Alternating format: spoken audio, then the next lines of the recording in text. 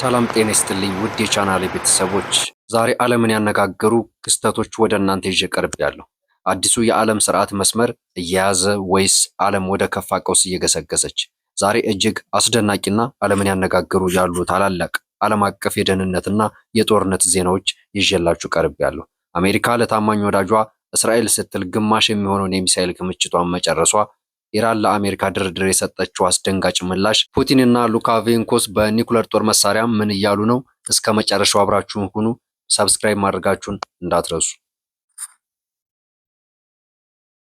በመጀመሪያ ወደ መካከለኛው ምስራቅ እወስዳችኋለሁ። ዋሽንግተን ፖስት ይፋ ባደረገው አዲስ መረጃ መሰረት በቅርቡ እስራኤልና ኢራን ባደረጉት አስፈሪ የጦርነት ፍልሚያ ላይ አሜሪካ ከእስራኤል በላይ እጅግ ዘመናዊ የሆኑ ሚሳኤሎችን ተኩሳለች።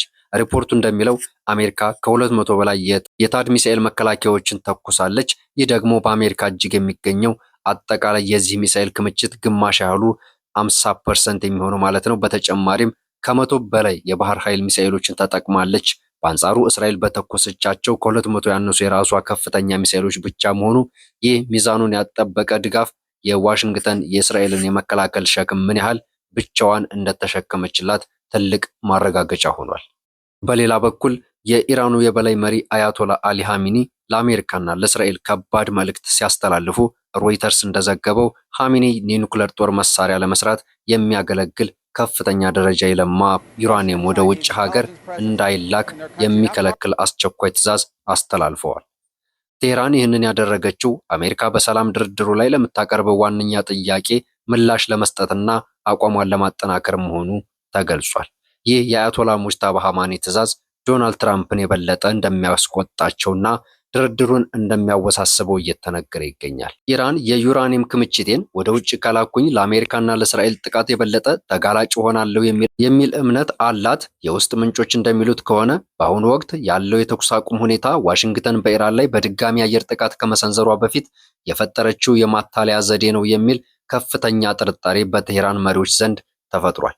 ይህ በእንዲህ እንዳለ ዶናልድ ትራምፕ ኢራን የበለጸገ ዩራኒየም ሊኖራት አይችልም እያሉ ህልማቸውን መናገራቸው ቀጥለዋል።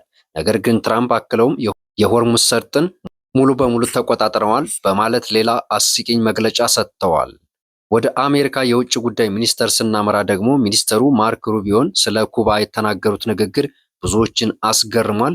ሩቢዮ ሲናገሩ ኩባ ከሩሲያና ከቻይና የገዛቻቸው የጦር መሳሪያዎች ብቻ ሳይኖሯት የሩሲያና የቻይና የስለላ ተቋማትንም በሀገሯ ታስተናግዳለች። ስለዚህ ኩባ ሁልጊዜም ቢሆን ለአሜሪካ ብሔራዊ ደህንነት ስጋት ናት ሲሉ፣ ይህ መግለጫቸው ግን በብዙ የፖለቲካ ተንታኞች ዘንድ ያረጀና ሚዛኑን ያልጠበቀ ንግግር ሲሉ ተነቅፈዋል።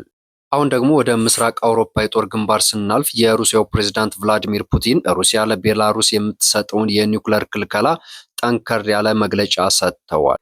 የኒውክሌር ጦር መሳሪያ መጠቀም የሀገሮቻችን ብሔራዊ ደህንነት ለማረጋገጥ የመጨረሻና ልዩ እርምጃ ነው። ነገር ግን በዓለም ላይ ያለው ውጥረት እየጨመረ በመምጣቱ አዳዲስ ስጋቶች በመፈጠራቸውም የኛ የኒውክሌር ሶስትዮሽ የሩሲያና የቤላሩስ ጥምረት ሉዓላዊነትን ዋስትና ሆኖ ይቀጥላል ሲሉ የቤላሩሱ ፕሬዝዳንት አሌክሳንደር ሉካሼንኮም በበኩላቸው ዛቻውን አጠናክረውታል።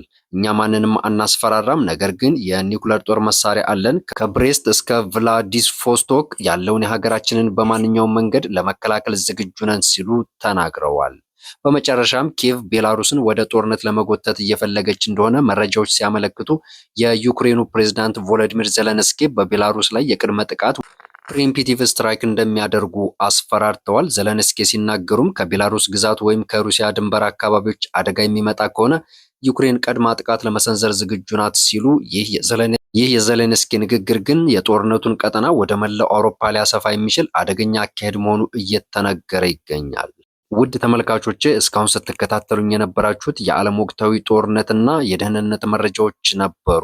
የኢራን ወሳኝና የአሜሪካ ሚሳኤል ክምችት መቀነስ በዓለም ኃይል ሚዛን ላይ ምን አይነት ለውጥ ያመጣ ይመስላችኋል? ዜሌንስኪ በቤላሩስ ጥቃት ሲሰነዝሩ የፑቲን ምላሽ ምን ሊሆን ይችላል? የእናንተ አስተያየት ከታች ከኮሜንት መስጫው ላይ አስፍሩልኝ። ቪዲዮውን ላይክ እና ሼር ማድረጋችሁን እንዳትረሱ። በሚቀጥለው ቪዲዮ እስክንገናኝ ደህና ሰንብቱልኝ።